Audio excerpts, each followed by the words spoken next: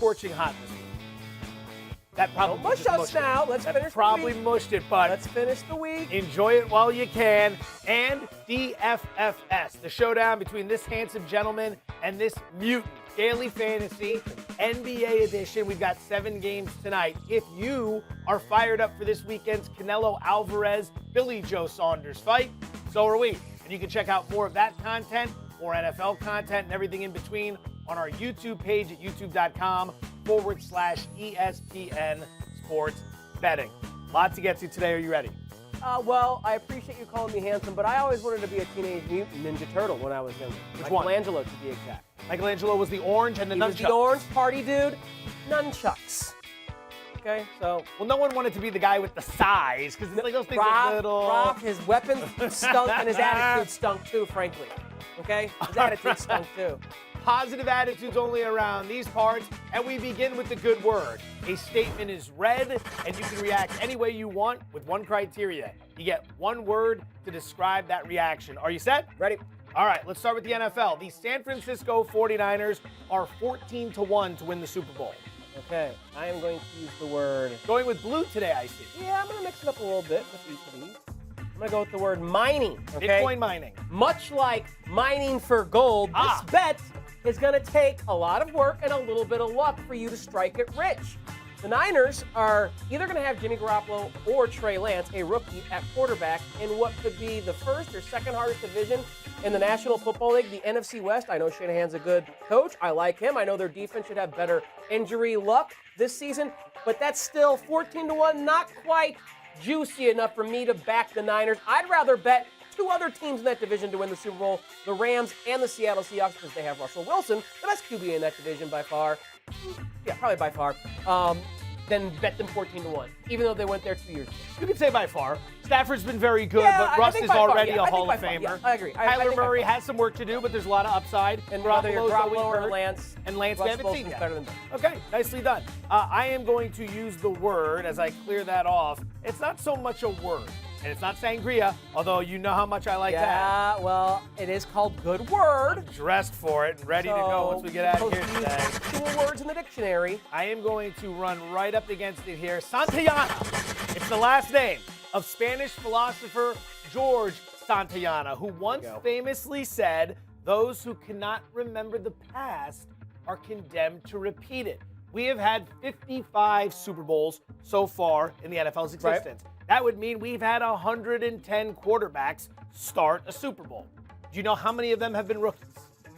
Well, none, I imagine. But that is correct. A lot of those 0 quarterbacks have started multiple Super Bowls. Sure, but in 110 opportunities to start a Super Bowl, I'm going to get 0 you have rooks. had 0 rookies. 0 rooks. Not winning a Super Bowl, starting a Super Bowl. If you're looking right here, you get punched in the thigh like they did in the old days, although you probably can't do that sort of thing anymore. So for a guy I just said that. Focus on this. Trey Lance is going to start at some point this season. Yeah. You didn't trade all the way up to number 3 to draft Lance. Tell the world how smart he is. Tell the world you psyched him out on Mac Jones, and then convince everyone we're going to sit him for this year for Jimmy Garoppolo. Garoppolo's a good quarterback, but he can't stay healthy. He's been hurt 2 of the last 3 years. Lance is going to step in. Niners are going to be good. He has a lot of upside in that system with those weapons and all the opportunities given his intelligence and his skill set. But no rookie quarterback has ever started a Super Bowl, ever. Ben Roethlisberger got very, very close. So with that in mind, those who don't learn from history condemned to repeat it. Like you said, very difficult division. Yeah. Just winning that division is going to be extraordinarily difficult this season. All right, the good word number 2. This is a long one, okay? Long one, so brace yourself. Baltimore Orioles starting pitcher John Means threw the first ever non-perfect no-hitter with no walks, hit by pitches, or errors in Baltimore's 6-0 win in Seattle against the Mariners on Wednesday. If you're wondering what that means, see what I did there? Means allowed a single base runner in the 3rd inning when Sam Haggerty reached on a 3rd strike wild pitch. Yeah. Now that we're done with today's iteration of War and Peace, what's your word? The old drop 3rd strike, reckon you're perfecto. Classic Baltimore Orioles. That's why I have that word. Even their perfect game is not perfect. Means is a great story, and he quite literally was perfect himself, though, like Armando Galarraga, it will not go down in the history books as a perfecto. That was ridiculous. Baltimore Orioles. And ridiculous. I think that also fits. All right, classic. I'm going to go with not a name this time. And baseball is giving me a headache, okay? You heard me try to read that sentence and explain to you what happened yesterday. That's a headache. Do you remember when Madison Bumgarner threw the no-hitter that wasn't a no-hitter this year? 7-inning no-no. Because it was the second half of a doubleheader, and those games only go 7 innings. Right. So it was a no-hitter, but it wasn't a 9-inning no-hitter. Right. Baseball, this is why old people like you and young people don't. Young people do not have an opportunity to wade through all of this seaweed. They want to jump into the ocean. Things need to be quick, and they need their enjoyment. Old people have time to clip out coupons and to haggle with their neighbors and to fight with people at the grocery store and to wait for the perfect parking spot right up front. That's why the sport isn't connecting with young people.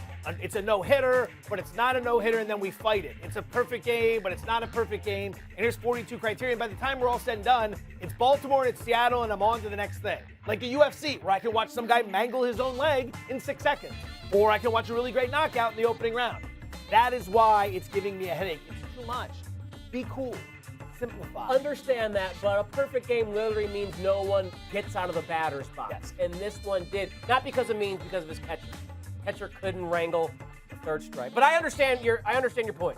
By the way, this is the first time that's ever baseball happened. needs to cut. Yes, the first time It's in ridiculous. the history of baseball. A perfect game where a guy got on. 145 years. We haven't seen it before. That is nuts.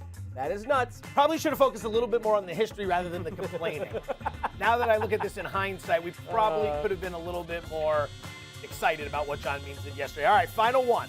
The defending World Series champion Los Angeles Dodgers are 4-13 over their last 17 games after getting swept by the Chicago Cubbies this week. They are singing the blues. The St. Louis in Blues. Tinseltown, baby. They got the blues.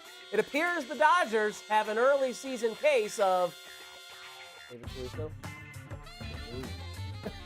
CSI Miami. Used to love that show back in Why the day. Miami of all the CSI options? I don't know. I guess it's because they just had the most sex appeal, you know? Fast cars, pretty women, nice weather. And David Caruso would give you the cheesy one-liner at the beginning to roll into the intro where he'd go, "It appears the LA Dodgers have an early season case of the blues." Cut into, I think, the Who sang that song. Enjoying the sports analysis. Well, I mean, listen, it happens during a big league season. Every team's going to go through something. Every team's going to have a blues. Their color, blue. It's a metaphor for being down in the dumps.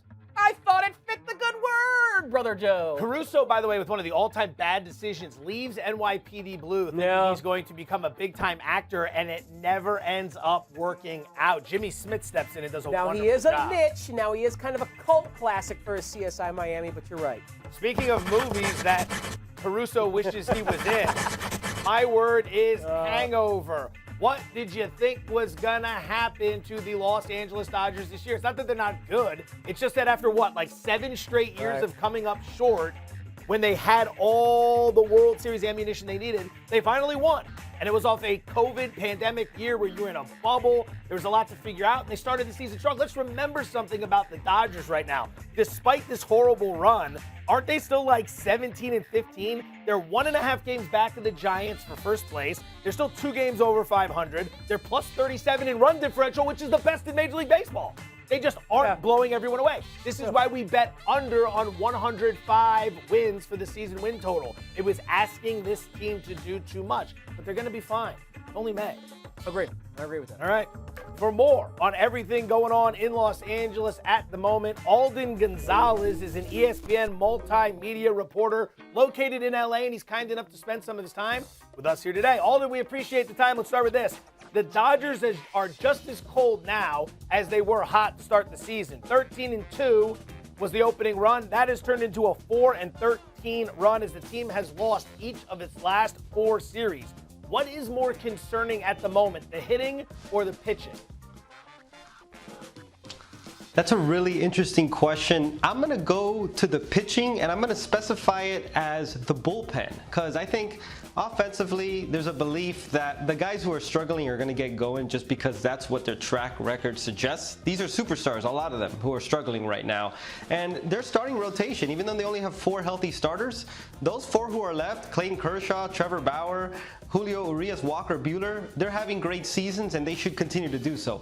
The bullpen is a concern. You have Joe Kelly, who hasn't pitched all year. You have Brusdar Graterol, who's dealing with a forearm issue, another really important reliever. Corey Knebel, who had really stepped up and looked like sort of a closer fallback. If Kenley Jansen faltered, he's going to be out for a while as well. And then there's Kenley Jansen himself, who sometimes he looks great, sometimes he gives it up. It's hard to sort of rely on him consistently. I think the bullpen long term is the biggest concern for the Dodgers.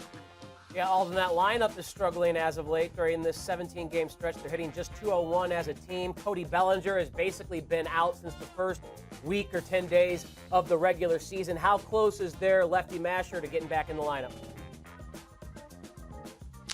Yeah, he still seems to be a bit of a ways away. You know, back on the middle of April, Dave Roberts suggested to MLB Network that it could be another 2 to 3 weeks. And obviously we've gone past that timetable. And the big thing with CODY Bellinger right now is that he's not able to run full speed. He's not able to put full weight on his legs right now after coming off that hairline fracture. He's throwing, he's still taking his batting practice, but he's not running yet. So there's no clear timetable. It doesn't seem like it's going to be several weeks and especially not months, but he's still got some hurdles to clear. Our friends here in Vegas, the bookmakers specifically, still believe the Dodgers are going to get the job done. They're minus 400. That's a huge favorite to win the National League West. They've also won the division title 11 times since the year 2000. However, the surging Padres have won 4 of 7 games against the Dodgers this season. How cognizant are the Dodgers of their rivals to the south? Yeah, look, the Dodgers were very cognizant of the Padres going into the year after having played 7 games against them in a span of 10 days that were super close from beginning to end every single game. Dodgers are really cognizant of them. I think long term, it doesn't seem like the Giants and what they're doing is sustainable in that division, but the Padres is. They have the talent to do this. Their pitching, their depth is right there in line with the Dodgers, and if the Dodgers are hurt, they're going to be vulnerable. I think they see this. This is a threat for them throughout the year. And I think right now for them, the focus is they got to play better themselves to give themselves a chance. But the Padres loom as a threat for them the entire year if they stay healthy. All right, Aldo, we'll get you out of here on this. A game of Would You Rather Hardware Edition. I got 2 bets for you. You tell me which one you would rather place at the ticket window. The Dodgers to win it all, the World Series at plus 325, or Trevor Bauer to win the NL Cy Young at 7-1. You know, this might be a surprising one, but I would take the Dodgers to win it all for a simple reason. I still think the Dodgers are easily the best and most talented team in baseball. I'm not sure that Trevor Bauer is the best pitcher on his own team. And if you look throughout the league, I mean, you mentioned it before I came on, their run differential, they've also lost a lot of 1-run games, a lot of extra inning games. I know they need to play better, but look throughout the league. Every team that was considered to be a real threat to the Dodgers has struggled this year. The Braves, the Mets, the Yankees, the White Sox, the Astros, even the Padres themselves. Every team goes through these lulls. I still think the Dodgers are the best team. I think they're the team that can go out and get whoever they want in July if they have a need. And I would take that bet over the Bauer one. Alden, I wanted to fire off one more your way about the other team in Los Angeles, the Angels, who made some headlines today announcing that they were parting ways with Albert Pujols. 10 years, $253 million. That was the contract they signed with him 10 years ago. This is the final year of the deal. You've come this far on that deal. Why would you get rid of him today and not just finish off the season? I think there are a couple of layers to this, and we're going to hear more from the Angels a little bit later this afternoon and get a little bit more details about what exactly happened here. But I think it's a combination that Albert hasn't really produced to the level that he should, or even to replacement level for these last 2 or 3 years. And I think it's also the fact that there wasn't going to be consistent playing time for him. You look at Jared Walsh at first base, he's actually having a really good year. And then you look at Shohei Ohtani, he's going to take almost all of the at-bats at designated hitter. I don't think Albert wanted to be on the bench, and I think this became a mutually beneficial decision for them to just sort of decide to part ways. One thing I will add, a lot of people are just sort of writing about Albert and talking about Albert as if he's retiring. He very much wants to keep playing. The question is going to be, which team is going to take him on? Obviously, the DH is not a presence in the National League this year, so that whittles down the list, but he very much has every intention of continuing to play. All right, Alden, I thought I was going to make your life a little easier, get you out by answering only Dodger questions, but since we decided to keep you around for a couple more cues on Albert Pujols, you mentioned he still wants to play. Now, naturally, the two teams that would be most likely you think of off the top of your head in the American League, the White Sox, because his boy Tony La Russa is the manager there, pardon me, and then reuniting with the Cardinals. There's no DH in the National League, but just being in front of that fan base, I'm sure he would welcome if the Cardinals would have him. So I'll ask you another, would you rather? Would you rather bet on Pujols continuing his MLB career in Chicago on the south side or back in St. Louis where it all began?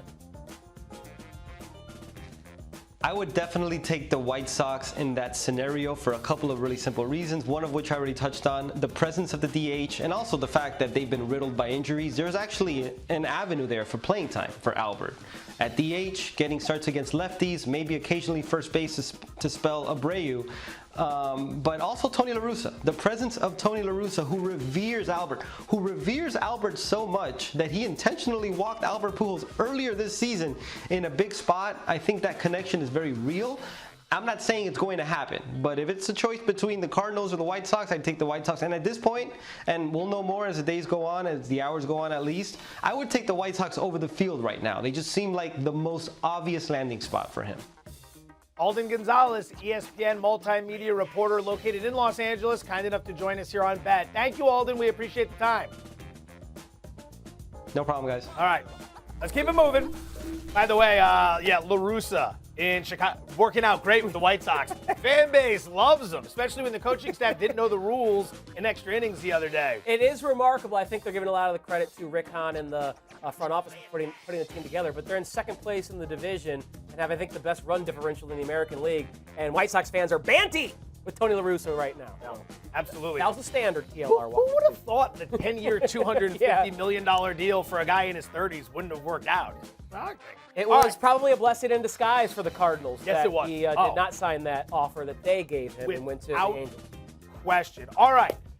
Daily Fantasy Showdown, usually on Wednesdays, but we were stacked yesterday, so we have pushed it to today. It's going to be a little bit of a tighter matchup because we've only got 7 games on the card tonight. So let's see what we've got in store. This is the round 13 edition. We're all tied up 6 apiece. I was able to eke out a 13-point win last week, 6-6 through 12 rounds. Here we go. The floor is yours. What are you thinking for round 13? All right, we're on your home floor, so I'll announce my starting lineup first. Russell Westbrook is going to be the anchor. You have to just lock him in right now. He's pretty good. He's a walking triple-double. I'm going to run it back in that same game with Fred VanVleet. The Wizards have to win this game, and Fred VanVleet has played 40 minutes in 4 of his last 5 games. Another little game stack, Kevin Durant, Tim Hardaway. Hardaway playing a lot with the injuries there in Dallas, and Durant has been an absolute bucket getter for the Metropolitans. DeMarcus Cousins in a little revenge spot against the Lakers for the LA Clippers. And then the Grizzlies-Piston game, I got 3 there, a couple on the Pistons side because they're just wrecked by injuries. I think they have 8 or 9 healthy bodies. That's why I go Frank Jackson, Sekou Doumbouya, and Brandon Clark. I'm hoping Memphis blows the Pistons out and Clark gets some extra run in garbage time. He's a good point-per-minute producer. All right, let's get that garbage out of the way and let's move to the winning lineup for this evening. A little bit of a departure from the norm for me. I usually try to maybe only have 1 star in there. Okay. 3. Built the entire team around 3 guys. Russell Westbrook, like yourself. We've also got Luka Doncic in there and Trae Young, who's going to have a matchup against the Pacers tonight in a game that might feature 1,500 total points. So we're going to get Trae Young in there bombs away. Speaking of cheap upside, Danilo Gallinari, Aaron Holiday, they're a combined $8,200. They will square up in that aforementioned Pacers-Hawks matchup, which should feature a lot of points. Davis Bertans, a career 40% shooter from deep, averaging 25 minutes per game this year. Henrik Williams, only $3,900. So obviously, if I'm going to have 3 expensive studs in there, I got to get real cheap in certain spots like Willie Cauley-Stein. And here against the Warriors, Williams in this matchup, 230 points, right around where the total is. So we're hoping we get some buckets against a Warrior defense that has been somewhat suspect as of late. Best of luck to you, sir. I'm sure you mean it. This is for you down at the bingo bar. Down at the bingo bar, we will have the update for you during Monday's show, 4 p.m. Eastern, 1 Pacific, to see who will be the winner of round 13. You want to do some NBA pick'em? We might as well. Show is called Bet After All, so it's time to make some selections. I am going to go ahead and risk mushing us. We are scorching hot, hotter than a baked potato in the oven in the South in the summer. That's how hot we are right now. 6-2 as a show yesterday, 10-4 as a show on the week. So we've hit 10 of 14. Are you ready to keep it moving? Keep it rolling. Game number 1, the Toronto Raptors. They're laying 2.5, total of 237, hosting the Washington Wizards. Yeah, I was surprised to see the Raptors were favored in this game because the Wizards have been so good as of late. But Very good. Something you like to point out situationally where you're at in the schedule. This is now the 5th game in 7 days for the Washington Wizards, back-to-back on the road. They'll be playing tonight in Tampa Bay against those Raptors. So I'll lay 1.5 with the Raptors in the first half. They are rested, and they are in a must-win game. They're 3 behind Washington for that 10th spot, final play-in spot in the Eastern Conference with just a few games left. So they have to go all out. I expect Lowry, Siakam, Van Vliet to play 40 minutes in this game because if they win it, they have an opportunity as they get 2 games behind the Wizards. If they lose it, the season is probably over. With the Wizards having some tired legs on this road trip, back-to-back 5 games in 7 days, I think Toronto has an opportunity those first 24 minutes to jump on the Wizards. I will be laying it for the full game, the 2.5 with the Toronto Raptors. Here's what you need to know. 5 straight covers for Washington. They did it again last night against the Milwaukee Bucks on the road in a very tough spot. Only lost that game by 1. They are 15-3 against the spread over the last 18 games. 15-3, okay? They've been cashing tickets left and right. Meanwhile, Toronto has been no good at any point this season, and they've been stumbling as of late. So why is Toronto laying points? Much like why were the Phoenix Suns only laying a point in Atlanta yesterday? It's the situation that this gentleman just hit on. 5 games in 7 nights with the second half of a back-to-back. That involves travel. That's as brutal as it gets when you face a team that is rested, like we have. All about the spot. This bet is all about the spot. Raptors minus 2.5. That might make its way into best bets on Daily Wager today. ESPN 2, 6 p.m. Eastern. Game number 2. I'll be tuned in. I'll be there. I will be contractually obligated to tune in because I will be there. Brooklyn Nets, Kevin Durant back, healthy. They're laying 3.5. The total's 234.5 in Dallas, taking on the Mavericks. You mentioned the name KD. I'm going to play a prop here, going over 29.5 points for Slim Reaper. Got to lay 115 there. 32-plus points for KD in 4 of his last 5 games. He's had 21 field goal attempts in each of those 4 games. He's hit the 32-point threshold. He's played 36 or more minutes in each of his last 3 games, including back-to-back games of 40 against Milwaukee. So Steve Nash is stretching KD out. You know when Harden's off, it's going to be the KD and Kyrie show. So 30 points in a game that featured a 230-plus total. I like KD to hit that benchmark yet again. I will be completely honest. This is like my least favorite of the games that we're picking tonight. I could see anything happening. Yeah, the here. Mavericks are hard to handicap. Exactly. I've Very hard to struggled with the handicap. Mavericks. Some moments I've seen to have done well with them. Some moments I've done very poorly. I could see them winning. I could see the Nets. I could see the over. I could see the under. So here's what I'm going to do. I'm going to think to myself, what's the public like? The public's going to want to bet the over. I'm going to bet against the public. I'm just going to come out straight contrarian play and play the under here, which is 234.5. Dallas ranks 25th in pace, so it's not a breakneck speed up and down the court. Both teams coming off rest, neither played last night, which means they should have the legs on the defensive end. This is a pretty big number. I want you to keep something in mind. The under has cashed in 4 of Brooklyn's last 5 games, but more importantly, when Dallas is playing at home, the under has cashed in 13 of the team's last 18 games. Wow. So maybe the number's a little bit inflated. I'm going to be very clear. Not a play I love, but if I'm going to fire on this game, and I'll fire small, I'm going to fire on the under. I'm going to bet against the masses.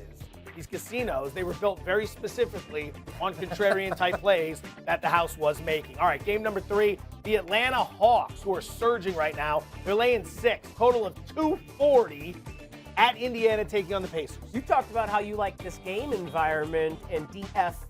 Yes. I agree. I think we should see a very healthy game environment. That's been the case for the opposition when the Indiana Pacers come to town. their pace over the last 15 games of this regular season, month and a half, 2 months, has been tops in the NBA by far. It would be tops in the NBA if they kept that pace over the Washington Wizards over the course of the entire season. Now they got Greg Foster and Goga Bitadze going at it on the sideline. They're a mess. So I'm going to play the team total of the Atlanta Hawks over 122.5. Bogdan Bogdanovic has been on fire. Trae Young is back. They're really only missing DeAndre Hunter right now. Gallows contributing. Lou Williams has been a phenomenal addition to this team. I think when the Pacers are involved, you go to the other side and you play overs on everything. So I'll go over team total with those Hawks against Indiana. Slight disagreement on this, but not the same bet. I'm going to play under the 240, which is a massive number. Again, I'm going to look at the situation both teams are in, and I'm going to wonder where the legs are coming from. 5th game in 7 nights for the Hawks, who played at home last night. 3rd game in 4 nights for the Pacers, who played last night as well. How much is left in the tank to be running up and down the court at a breakneck speed? The pace is on the rise for Atlanta, as you've been talking about quite a bit, for Indiana. Atlanta still ranks 22nd in pace. I want to focus on something. This is the highest Hawks total in 63 games. The highest. The last time they had a total this high was against Brooklyn on January 1st. It was 245 was the total. It stayed under by 35 points. That has nothing to do with this game. I just thought that was a fun fact. But it stayed under by 35 points. We haven't seen a total this high since January 1st. Final game. So I guess that's not a roulette bet, by the way, because we could middle that. We could thread the needle. We could thread the needle there. You could go under. You can get yours. I can get mine. Total. So let's hope that's exactly what happens. That's what we're aiming for, my friend. Battle of Los Angeles, Snake Plissken style. It's the Clippers laying 8.5, total of 211, hosting the Los Angeles Lakers. All right, so this is a game that seems a little fishy to me. What I am going to play, what I feel most confident in, regardless of the outcome, is that the Lakers team total stays under 101.5. They're missing their 2 primary ball handlers and initiators of offense, LeBron James and Dennis Schroeder. That lowers their offensive ceiling. LeBron is out with the ankle injury, Schroeder, health and safety protocols. The Clippers are 28th in pace this season. They're not a fast-paced team, and they're an above-average defensive team. I think 12th in the NBA in defensive rating, but they play slow. So too do the LA Lakers, especially when LeBron and Schroeder are not there. AD likes to operate in the half court. So we just saw them beat the Denver Nuggets, and I think they looked at that as a blueprint for how to win these games down the stretch. Slow it down, make it a rock fight, because what have we been great at all season long, no matter who's in and out of the lineup? Defense. So if they win, I think they win a 95-90 game. If they lose, they probably get blown out and don't get to 102 points. That's why I'm saying team total under 101.5. I like this bet. I will be making this bet with you. I will also be betting the under for the game, which is 211. It opened around 212.5, so the money's been coming in on the under. Tyler hit on a lot of key reasons why. I don't disagree with any of them. I'm just going to expand a little bit upon Dennis Schroeder. We all know what the LeBron absence means, but I don't think people know exactly what the Schroeder absence means. Offensively, this team goes from 17th in offensive rating with Schroeder on the court all the way down to 29. But conversely, the defensive rating goes from 5th with Schroeder on the court up to 1st. So what we understand, when Dennis Schroeder is on the court, the team plays much better offense, but slightly worse defense. With him off the court, slightly better defense, much worse offense. That's what Schroeder means to this team, so keep that in mind. You mentioned all the pace metrics. The under is cashed in 6 straight Clipper games. And keep this in mind, 24-11 to the under in the Lakers' last 35 road games. Although this is, it's a technical nominal road game. Technical road game. Baseball would have so much fun with this. Road game. All right. Final segment of the week. Let's get them out. Sucker bet time, where we try to alert you to a bet you should stay away from. With that in mind, we were just talking about the Clippers and the Lakers. I think laying the 8.5 with the Clip Show is a sucker bet. Really? I think there are 2 outcomes possible, but one is 80% probability, the other is 20% probability. Lay it on me. 20% probability is that the Clippers absolutely just boat race them and win like 120-90. I think we're going to get a tight game. I think we're going to see something similar to what we saw with the Nuggets. It's going to be a close, low-scoring game where both teams are in the 90s, mid to lower 90s. So I think laying the 8.5 is dangerous, especially with the back door open. Tune in to see if Douglas Kazarian disagrees on Daily Wager, ESPN 2, 6 p.m. Eastern. Spoiler, I think he does disagree, but we'll see how he ends up betting it. Mine is going to fly in the face of something you said earlier this week. No disrespect intended, but I just wanted to highlight the fight between Canelo Alvarez and Billy Joe Saunders this weekend. A lot of people are going to play the Canelo stoppage prop. Whether it's by knockout, it's even money. I can understand that. Stephen A. Smith, close personal friend of mine. I was speaking to him this morning. He likes it as well. I think you can make some money with Canelo going the distance. It's plus 150. Saunders, not necessarily a bad fighter. He is a champion. He's faster, good defense, good ring generalship. And remember something, Canelo has gone the distance in 5 of his last 8 fights. So I think Canelo to win on the cards at plus 150, something to keep in mind. You like the knockout prop. This is for you. Stop throwing me chips. I got too many over here. If I'm wrong, I'll own it. He's Tyler Fulghum. I'm Joe Fortenbaugh. This is Bet. We'll see you Monday. Have a great weekend.